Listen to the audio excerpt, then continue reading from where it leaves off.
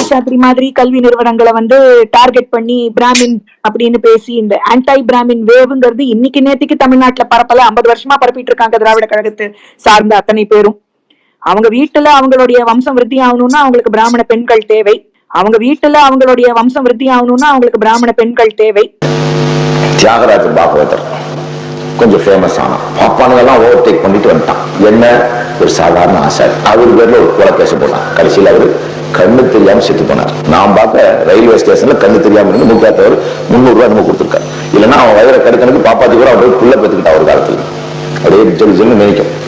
அதே மேல வர விடாம அவனை அமுக்கினான். அடுத்து என்ன பண்ணா, NS கிருஷ்ணன் கொஞ்சம் சினிமாவில் ஃபேமஸா வந்தார். அவரையும் ஒரு கொலை கேஸ்ல போட்டான். கடைசிக்கு அவர் கொண்டாட்டி மதுரம் பிராத்தல் நடத்தி சாகிற அளவுக்கு நிலைமை ஆகி போச்சு.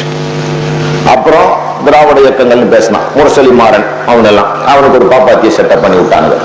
அதே சன் டிவியில எதிர்காலம் புதிர்காலம் நடத்தி ஒரு சீரழிவு கலாச்சாரம். ஏன்னா அவன் கொண்டாட்டி ஒரு பாப்பாத்தி இவன் எல்லாம்.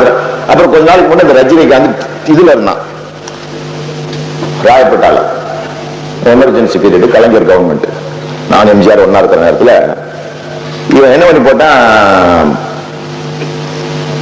தாமரக்கணி மாதிரி மெட்ராஸ்ல ஒரு தெரியுமா சாரையா அவர் எம்ஜிஆர் வீட்டுல JPR அடிச்சு போட்டான் ஸ்கூட்டர்ல. அவன் அப்போ ஒரு சின்ன பத்திரிகை நடத்திக்கிட்டு இருந்தான் சும்மா 8 பக்கம். அவன் பத்திரிகையாளர் சங்கத்துல புகார் கொடுத்தான். புடிச்சு மூடி போடுவாங்க என்னமோன்ட்டு இவனை புடிச்சு மென்டல் ஆஸ்பத்திரியில சேர்த்து இவன் பான் பராக் போடுறான், அதனால இவனுக்கு மென்டல் ஆயிட்டான், சும்மா ஒரு பொய் சட்டிட்டு வாங்கி அது கேஸை க்ளோஸ் பண்ணி கொடுத்தேன். அது ஆரம்பத்துல திராவிட இயக்கம் அப்படி இப்படின்னு பேசிட்டு தெரிஞ்சான். சரி இவன் ஏதாவது முன்னுக்கு வருவான்னு பார்த்தோம். அப்புறம் அந்த கேஸ் க்ளோஸ் ஆச்சு. பான் பராக்குக்கும் பைத்தியத்துக்கும் சம்மந்தமே இல்லை. அந்த நேரத்துல நரம்பு தளர்ச்சி வரும், அது ஒரு காரணம். ஆனா அதுதான் காரணம் நாங்க சும்மா புரிந்து விட்டோம்.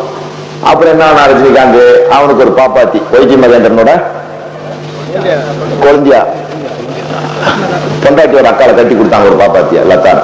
அதே உடனே நான் ராகவேந்திர ஆச்சாரியார் இப்போ அவர் பாக்கியராஜன் கோபிச்செட்டிப்பாளையத்துல ஒரு பக்கத்துல வெள்ளாங்கோயில்ல ஒரு அம்மா நர்சம்மா இருந்தாங்க. அந்த அம்மா பையன் சும்மா வருவான், அப்படி நம்ம உட்காந்து பேசிட்டே இருப்பான். அதே முதல் கலை நுணுக்கங்களுக்கான மெட்ராஸ் கூட்டு வந்து செட்டப் பண்ணி விட்டோம். அதே முதல்ல ஆரம்பத்துல பெரியாரு திராவிடம் பேசினான். கடைசியில அவனுக்கு ஒரு பாப்பாத்தி பூர்ணிமான்னு மாட்டினான். இப்ப பெரிய தத்துவமெல்லாம் பேசுறான். அவன் புத்தகத்துல வாங்கிட்டாருங்க, அவர் ஒரு கவிஞன் ஆயிட்டான். அப்புறம் டி ராஜேந்திரன் ஒரு பையன், அவன் அப்படித்தான் முதல்ல வந்தான். அவனு அப்படியே ஒரு திராவிடம் பரம்பரை ஊனா.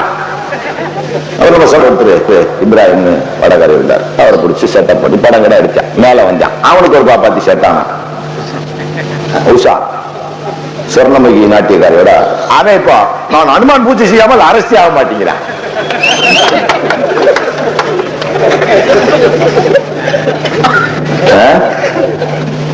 பார்த்தோம் எவன் கூட நம்ம குணம்னாலும் எம்ஜிஆர் அவன் ஜானகிங்கிற பாப்பான கட்டினான்.